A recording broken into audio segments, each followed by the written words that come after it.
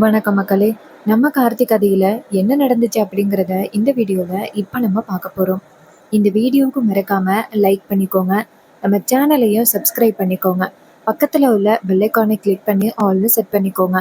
அப்போ தாங்க next video போடும் பொழுது உங்களுக்கு நோட்டிஃபிகேஷன் வரும், பார்க்கலாம்.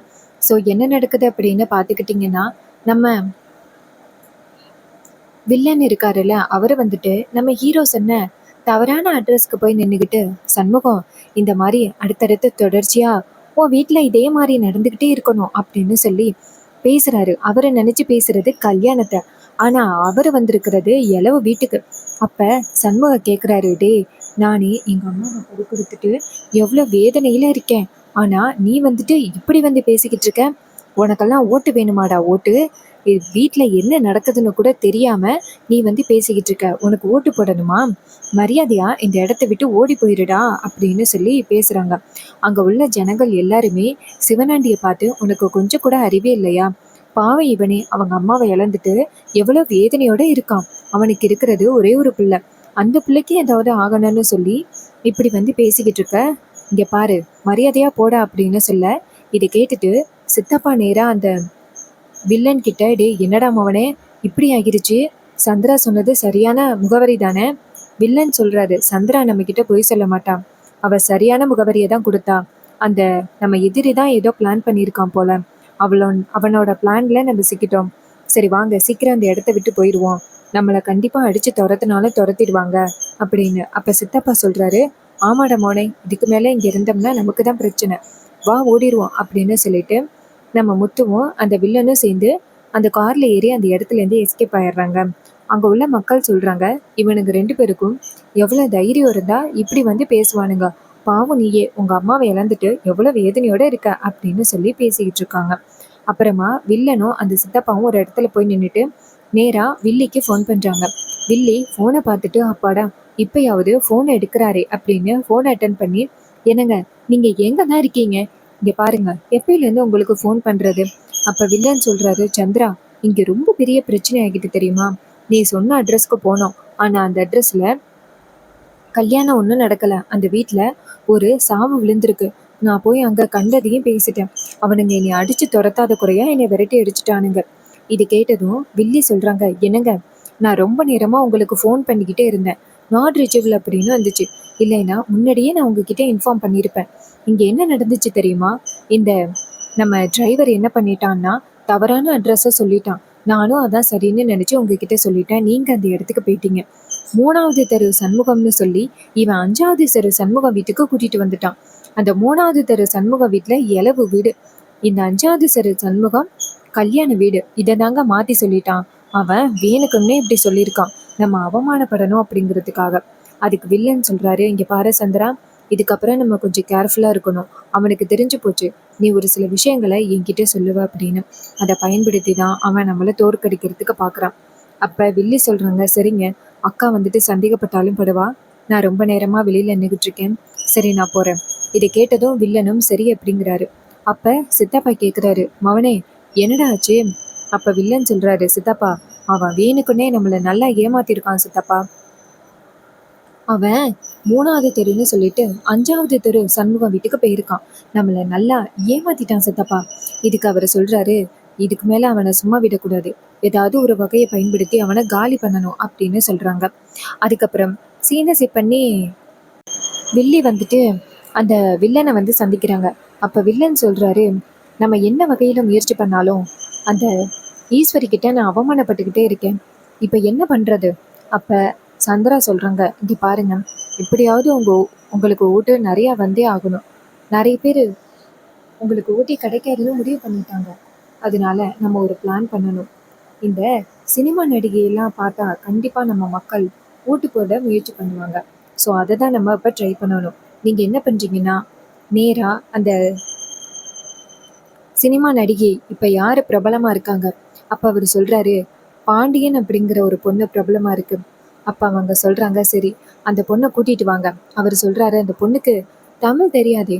அதுக்கு வில்லி சொல்றாங்க, பரவாயில்ல, எழுதி கொடுத்து பேச வச்சுக்கலாம், நீங்க போயிட்டு கூட்டிட்டு வாங்க, நடக்க வேண்டியதை அப்புறம் பார்த்துக்கலாம். இதை கேட்டதும் வில்லனும் சரி அப்படின்னு சொல்றாங்க. அதுக்கப்புறம் வில்லி அந்த இடத்துல இருந்து போறாங்க. வில்லன் என்ன பண்றாருன்னா, நேரா அவங்க சித்தப்பாட்ட, சித்தப்பா அந்த பாண்டியனை எப்படியாவது இங்க வர வச்சு நமக்காக பேச வச்சுட்டோன்னு வச்சுக்கிடுங்களேன், அதுக்கப்புறம் இந்த ஊர் ஜனங்கள் எல்லாருமே வந்து நமக்கு ஓட்டு போட்டுருவாங்க, அந்த சினிமா நடிகையை நம்ம கூப்பிடுவோம் அப்படின்னு சொல்லிட்டு பேசிக்கிட்டு இருக்காங்க. அதுக்கப்புறம் மறுநாள் காலை நம்ம அந்த ஓட்டு போடுறதுக்காக ரெடியா இருக்கிற அந்த 4-5 பேரு பேசிக்கிறாங்க. இந்த ஊர் மக்கள் யாருமே இன்னைக்கு ஈஸ்வரி அம்மாவுக்காக ஓட்டு கேட்க வரல, யாருமே காணோம், எல்லாரும் எங்க போனாங்கன்னு தெரியலையே, அம்மா வந்ததோட என்ன பதில் சொல்றதுன்னே தெரியலையே. அப்ப நம்ம ஈஸ்வரியோட கார் வந்து நிக்குது. கார்ல இருந்து இறங்கி வந்துட்டு, என்ன இது யாரையுமே காணோம், ஓட்டு கேட்கறதுக்கு இன்னைக்கு போகணும்ல. அப்ப அவங்க சொல்றாங்க, அம்மா என்னன்னு தெரியலம்மா, யாரையுமே காணோம், எல்லாரும் எங்க போனாங்கன்னு தெரியல. இதை கேட்டதும் மயிலு சொல்றாரு, அதானே அத்தைக்கு ஓட்டு போடுறதுக்கு கேக்குறதுக்காக எல்லாரும்ல வருவாங்க, எல்லாரும் எங்க போனாங்க அப்படின்னு சொல்லி பேசிக்கிட்டு இருக்காங்க. அதே நேரம் அந் 2-3 பேர் அந்த பக்கமா ஓடுறாங்க. அப்பதான் மயிலு சொல்றாரு, அத்தை இருங்க அத்தை, இங்க 2 பேர் ஓடிக்கிட்டு இருக்கானுங்க, அவனுங்களுக்கு போயிட்டு என்னன்னு கேக்குறேன் அப்படின்னு சொல்லிட்டு இங்க இருந்து போறாங்க. அங்க போயிட்டு நேரா அந்த 3 வயதானவங்களை பார்த்து, இப்ப எதுக்கு நீங்க 3 பேரும் இந்த ஓட்டம் ஓடிக்கிட்டு இருக்கீங்க, யார பார்க்க போறீங்க? அவங்க சொல்றாங்க, பக்கத்து தெருவுக்கு இது மாதிரி சினிமா நடிகை வந்திருக்காங்களாம், அவங்கள பாக்குறதுக்காக தான் போறோம் அப்படின்னு சொல்ல, இதை கேட்டுட்டு மயிலு சொல்றாரு, இன்னைக்கு என் அத்தைக்கு வந்துட்டு ஓட்டு கேட்கறதுக்காக போகணும், நீங்க என்ன இப்படி சொல்றீங்க, வாங்க போகலாம். அதுக்கு அவரு சொல்றாரு, இங்க பாருங்க, சிவனாண்டி தான் கூட்டிட்டு வந்திருக்கான், அதனால நாங்க அவனுக்கு தான் ஓட்டு போட போறோம் அப்படின்னு சொல்லிட்டு எல்லாரும் அந்த இடத்துக்கு போறாங்க. இத பார்த்துட்டு மயில இங்கேருந்து வந்துட்டு நம்ம ஈஸ்வரி கிட்ட, அத்தை பக்கத்து தெருவுல அந்த சிவனாண்டி இருக்கான்னு, அவன் சினிமா நடிகைய கூட்டிட்டு வந்திருக்கானா, கூட்டிட்டு வந்து ஓட்டு கேக்குறானா, அவனை பாக்குறதுக்காக தான் எல்லாரும் போயிட்டு இருக்காங்க. இது கேட்டதும் ஈஸ்வரி கேக்குறாங்க, யாரு மாப்பிள்ள அந்த சினிமா நடிகை? அப்ப மயிலு சொல்றாரு, அவங்க பேரு வந்துட்டு ஏதோ பாண்டியனா. அப்ப ஈஸ்வரி சொல்றாங்க, பாண்டியனா, அதெல்லாம் யாருன்னு எனக்கு தெரியாதே. அப்பதான் மயிலு சொல்றாரு, அத்தை நீங்க சினிமா அதிகம் பாக்குறது இல்ல, அதனாலதான் உங்களுக்கு தெரியல. அத்தை இன்னைக்கு கண்டிப்பா நமக்கு வந்துட்டு ஓட்டு கேட்கறதுக்கு யாரும் வரமாட்டாங்க, ஊருக்குள்ள எவனும் இருக்க மாட்டான், அதனால இன்னைக்கு ஒரு நாள் உங்களுக்கு லீவ் விட்டுக்கலாம், நீங்க போய் ரெஸ்ட் எடுங்க அத்தை, நான் போய் பாத்துக்கிறேன். இது கேட்டதும் ஈஸ்வரியும் சரிங்க மாப்பிள்ள அப்படின்னு சொல்றாங்க. அப்புறமா மயில் இங்க இருந்து போறாரு. அதே நேரம் அந்த வில்லனும் அந்த சித்தப்பாவும் சேர்ந்து அந்த நடிகையை ஊருக்குள்ள கூட்டிட்டு வராங்க. அந்த காரு வந்து நிக்குது, அந்த காருக்குள்ள இருந்து நடிகை இறங்க, எல்லாருமே ஓடி போய் அந்த நடிகையை பார்த்துட்டு போட்டோ எல்லாம் எடுக்கிறாங்க. எல்லாருமே ஓடி போய் வாங்க வாங்க அப்படின்னு சொல்றாங்க. அதே நேரம் வில்லன் சித்தப்பா ஓடி போய் அந்த பொண்ணுக்கு பொக்கே கொடுத்து வரவேற்கிறாரு.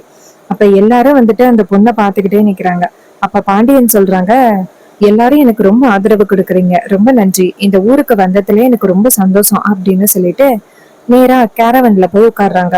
அப்பதான் அந்த வில்லன் என்ன பண்றாருன்னா, அங்க உள்ளவங்க கிட்ட, இங்க பாருங்க, இன்னும் கொஞ்ச நேரத்துல உங்க எல்லார்கிட்டையும் பேசுறதுக்கு சினிமா நடிகை இறங்கி வருவாங்க, அவங்க போய் கொஞ்சம் ஃப்ரெஷ் அப் ஆயிட்டு வரட்டும் அப்படின்னு சொல்லிட்டு அங்க இருந்து கேரவனுக்கு போறாரு. அங்க போயிட்டு அந்த சினிமா நடிகையை பார்த்து, வணக்கம் மேடம், எனக்காக தான் நீங்க பேச வந்திருக்கீங்க, கேன்வாஸ் பண்ண வந்திருக்கீங்க, அதனால உங்களுக்கு வந்துட்டு நான் ஒரு சீட்டு தரேன், இதுல என்னை பத்தி நிறையவே எழுதியிருக்கேன், இதை அப்படியே மனப்பாடம் பண்ணி சொல்லிட்டா போதும்.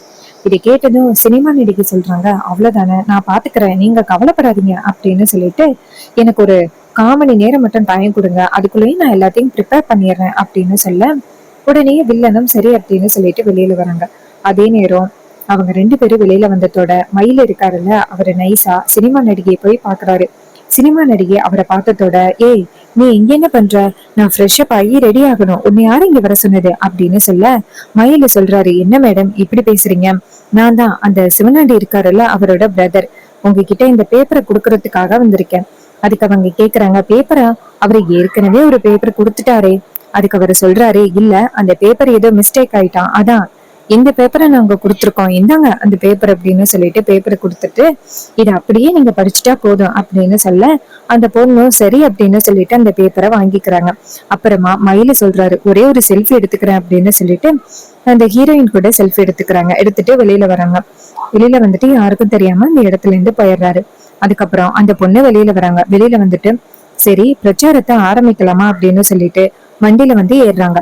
வண்டியில வந்து ஏறினதோட அந்த வில்லன் சித்தப்பாவை பார்த்து, இன்னும் கொஞ்ச நேரத்துல அந்த சாமுண்டீஸ்வரிய பத்தி கேவலமா பேச போறாங்க, எல்லாருமே வந்துட்டு எனக்கு ஓட்டு போட போறாங்க அப்படின்னு ரொம்ப சந்தோஷமா இருக்காங்க. அதே நேரம் நம்ம ஈஸ்வரியும் அந்த ஹீரோவும் அந்த இடத்துக்கு வராங்க. அப்பதான் வில்லன் கேக்குறாரு, என்ன ஈஸ்வரி, இன்னைக்கு உனக்கு ஓட்டு கேக்குறதுக்காக ஒருத்தரும் வரல போல. எனக்கு நல்லாவே தெரியும் உனக்கு யாருமே ஓட்டு போட மாட்டாங்க அப்படின்னு. பாத்தியா, என்னை தேடி எவ்வளவு மக்கள் வந்திருக்காங்க அப்படின்னு. எனக்குதான் ஓட்டு கிடைக்க போகுது, நீ எனக்கு முன்னாடி தோக்க போற அப்படின்னு சொல்றாங்க. அதே நேரம் ஈஸ்வரி எதையுமே கண்டுக்காம நிக்கிறாங்க. அப்ப மயில நினைக்கிறாரு, இன்னும் கொஞ்ச நேரத்துல என்ன நடக்க போகுதுன்னு நீ பாக்காதனடா போற அப்படின்னு. அப்ப அந்த இடத்துல நம்ம சினிமா நடிகை என்ன பண்றாங்கன்னா வந்து நின்று பேச ஆரம்பிக்கிறாங்க. இந்த இடத்துல நீங்க எல்லாருமே வந்துட்டு ஒண்ணு கூடியிருக்கீங்க, யாருக்கு ஆதரவு கொடுக்கறதுக்காக? சாமுண்டீஸ்வரிக்கு ஆதரவு கொடுக்கறதுக்காக. இந்த சிவனாண்டி நல்லவனே கிடையாது. அவன் மட்டும் இந்த ஊருக்கு தலைவனா வந்தா கண்டிப்பா இந்த ஊருக்காக ஒதுக்குற பணம் எல்லாத்தையுமே அவனே முழுங்கிடுவான். இந்த ஊருக்கு பள்ளிக்கூடம், ஆஸ்பத்திரி எதையுமே கட்டி கொடுக்க மாட்டான். ஆனா நீங்க சாமுண்டீஸ்வரிய பாத்திருக்கீங்க, அவங்க இந்த ஊருக்காக நிறையவே பண்ணிருக்காங்க. நிறைய பள்ளிக்கூடம், ரோடெல்லாம் கட்டி கொடுத்துருக்காங்க. உங்களுக்காக நிறைய நல்லதும் பண்ணுவாங்க. அதனால உங்கள் ஓட்டு எல்லாத்தையுமே ஈஸ்வரி அம்மாவுக்கு கொடுங்க அப்படின்னு சொன்னதும் அந்த சிவனாண்டிக்கு பேரதிர்ச்சி. அப்ப சித்தப்பா கேக்குறாரு, மவனே என்னடா இது, இவ்வளவு பெரிய டெஸ்ட் நடக்குது, நம்ம எதிர்பார்த்தது இங்க எதுவும் நடக்கவே இல்லையேடா, என்னடா இது, ஓட்டு பூரா அவளுக்கு போட சொல்லி பேசிக்கிட்டு இருக்கான். அப்ப அந்த வில்லன் சொல்றாரு, சித்தப்பா நான் போய் தடுக்கணும் வாங்க அப்படின்னு சொல்லிட்டு போக, அப்ப அந்த சினிமா நடிகையோட பாடிகார்டு 2 பேரும் தடுத்துறாங்க. இதனால அவரால் போக முடியல. அப்ப அந்த பொண்ணு எல்லாமே பேசி முடிச்சுட்டு கீழே இறங்குறாங்க. அப்ப எல்லாருமே கை தட்டிட்டு, இந்த பொண்ணு சொல்றது உண்மைதான், இந்த சிவனாண்டி மட்டும் இந்த ஊருக்கு தலைவனா வந்தா கண்டிப்பா இந்த ஊர்ல உள்ள எல்லா பணத்தையும் சுருட்டி எடுத்துருவான். நம்மளுக்காக ஒதுக்குற நல்லது கெட்டது எதுக்குமே செய்ய மாட்டான். எல்லாத்தையுமே அவனே சாப்பிட்டுருவான். இவனுக்கு ஓட்டு போடுறதுக்கு நம்ம சும்மா இருக்கலாம் அப்படின்னு சொல்லிட்டு நம்ம எல்லாருமே சாமுண்டீஸ்வரி அம்மாவுக்கே ஓட்டு போடுவோம், அவங்கதான் நல்லவங்க அப்படின்னு சொல்லிட்டு பேசிட்டு அந்த இடத்துல இருந்து கலைஞ்சு போயிடுறாங்க. இதை கேட்டுட்டு வில்லனுக்கு செம ஷாக்கு. அப்பதான் அந்த சித்தப்பா சொல்றாரு, டேய் கண்டிப்பா இதுல ஏதோ ஒரு விஷயம் நடந்திருக்குடா, நமக்கு தெரியாமையே இவனுங்க இப்படிப்பட்ட ஒரு காரியத்தை பண்ணியிருக்கானுங்க அப்படின்னு. அப்பதான் அந்த சினிமா நடிகை என்ன ஆச்சு அப்படின்னு கேட்க, அப்ப வில்லன் கேக்குறாரு, நான் எழுதி கொடுத்த சீட்டுக்கு பதிலா நீ எதை படிச்ச? அப்ப அவங்க சொல்றாங்க, கொஞ்ச நேரத்துக்கு முன்னாடி உங்களோட தம்பின்னு சொல்லிட்டு ஒருத்தர் எனக்கு பேப்பர் கொடுத்தாரு, அதான் நான் படிச்சேன் அப்படின்னு சொல்ல, இதை பார்த்ததும் சித்தப்பா சொல்றாரு, கண்டிப்பா இது அந்த டிரைவர் பயலோட வேலையாதான் இருக்கும் அப்படின்னு. அதுக்கப்புறம் சீனசி பண்ணி நம்ம பரமேஸ்வரி ஊருக்கு போக சொல்லி நம்ம ஹீரோ கேக்குறாரு. உடனே அவங்களும் சரி அப்படின்னு சொல்லிட்டு நேரா பரமேஸ்வரியோட ஊருக்கு வராங்க. அங்க பரமேஸ்வரி சொல்றாங்க, பாத்தீங்களா, என்னமோ என் மருமக என் வீட்டுக்கே வரமாட்டா அப்படின்னு நீங்க எல்லாரும் பேசிக்கிட்டு இருந்தீங்க, பாத்தீங்களா, என் மருமக என்னை தேடி வீட்டுக்கு வந்திருக்கா. இப்ப எல்லாரும் நீங்க என்ன சொல்ல போறீங்க பாருங்க அப்படின்னு சொல்லிட்டு நேரா ஈஸ்வரி கிட்ட, வா ஈஸ்வரி அப்படின்னு ஆரத்தி எடுக்கிறாங்க. அப்ப ஈஸ்வரி சொல்றாங்க, இங்க பாரு, நான் ஓட்டுக்காக மட்டும்தான் வந்திருக்கேன், மத்தபடி உங்ககிட்ட உறவு கொண்டாடுறதுக்கெல்லாம் வரல அப்படின்னு. அதுக்கு பாட்டி சொல்றாங்க, சரிம்மா நீ என் மருமக தானே அப்படின்னு. அப்ப நம்ம ஹீரோ நைஸா அவங்க அத்தை கிட்ட அத்தை இங்க பாருங்க, ஊர் மக்கள் எல்லாருமே வேடிக்கை பார்த்துக்கிட்டு இருக்காங்க, இந்த நேரத்துல நீங்க ஏதாவது பேசுனீங்கன்னா பிரச்சனை ஆயிரும், சோ நீங்க அமைதியா இருங்க, என்ன நடந்தாலும் பாத்துக்கலாம், சரியா அத்தை? இது கேட்டதும் பரமேஸ்வரியும் ஈஸ்வரியும் சரி அப்படின்னு சொல்றாங்க. அப்ப மயில் என்ன பண்றாருன்னா டக்குன்னு ஈஸ்வரி அம்மா, பிரசிடென்ட் அம்மா வாழ்க அப்படின்னு சொன்னதோட உடனே ஈஸ்வரியும் சரி நான் வரேன் அப்படின்னு சொல்லிட்டு நேரா வீட்டுக்குள்ள போறாங்க. இத பார்த்ததும் சந்திராவுக்கு செம ஷாக்கு. எந்த ஊருக்கு வரக்கூடாது அப்படின்னு நினைச்சோமோ, எந்த வீட்டுக்கு வரக்கூடாது அப்படின்னு நினைச்சோமோ அந்த வீட்டுக்கே அக்காவை வர வச்சுட்டானே, இவன் கொஞ்சம் கொஞ்சமா குடும்பத்தை சேர்த்துருவான் போலயே, நம்ம என்ன பண்றது அப்படின்னு பதட்டப்படுறாங்க அந்த சந்திரா.